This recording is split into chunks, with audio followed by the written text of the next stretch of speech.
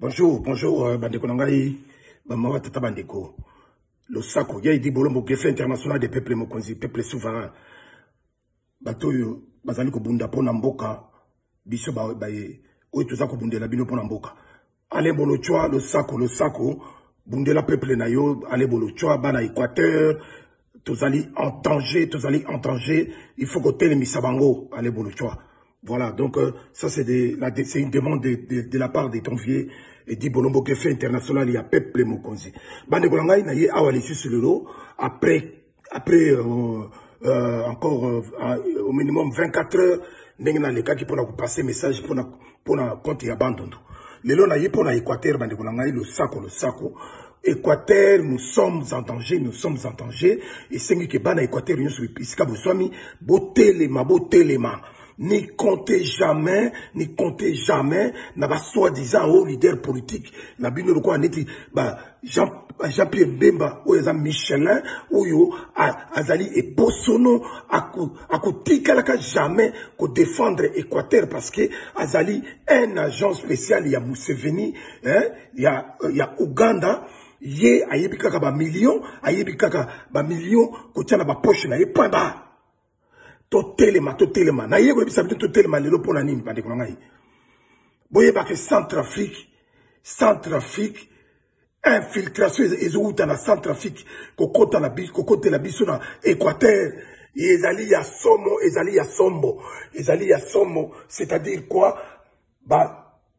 Mercenaires rwandais, suivant le plan machiavélique de Paul Kagame, qui veut asphyxier le peuple congolais, dans les seuls buts de prendre le Congo tout entier pour son compte.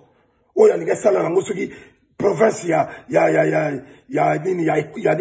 Rwanda. Donc, Paul Kagame veut à tout prix occuper tout le Congo. Donc, ce qui se passe maintenant, il n'a plus confiance à Félix Tshilolo. Limbondo sabi carbonate. Parce que, azomona yeke, aza et l'autre côté. Na mutu et l'autre zate. Pour la, Limbondo ye, moyibi. Mais et l'autre est zate. Donc il ne peut plus compter sur lui.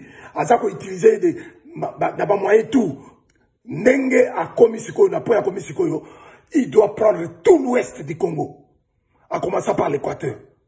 Vous voyez que Paul Kagame, c'est son influence, le président de la République centrafricaine, Azalaka, Azouamwasi rwandaise, comme troisième femme. Et cette femme-là, et cette femme, elle a pris le dessus de tous les deux autres femmes. Vous voyez que, infiltré rwandais, soldat rwandais, MONUSCA, il y a Centrafrique. Et la MONUSCA est dirigée presque par les Rwandais. N'a pas cadre là-bas. Infiltré à l'Équateur, partout. Nous, à l'Équateur, nous avons une terre vierge, remplie de pétrole, remplie d'autres minéraux. Métaux précieux pour le bâtir. Donc, balingi s'accaparer dans nous. Nenge bazako kata batu ba mitu, bana mikena ba bandundu partout. Nenge pe bakena ba nani na ba Congo ba deko ngai ba botoli ba mabele misusu ya ba Congo. Nenge bazako sala kuna boye bake le massacre en masse est comme une porte ya Kinshasa.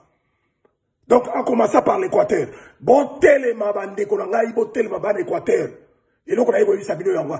Très important, botelema, lelo, botelema, ingeta, likamana eu sabino yangwa, Équateur, botelema, ezaya ko yinda, boyebake, kalamingite, Paul Kagame, azokoti sabatuna ye, bakoyako botola Équateur. Botelema. Nenge baboma 800 personnes na yumbi, yango bakomi boma siko na bandundu. Donc baba na boma biso kwa boye partout.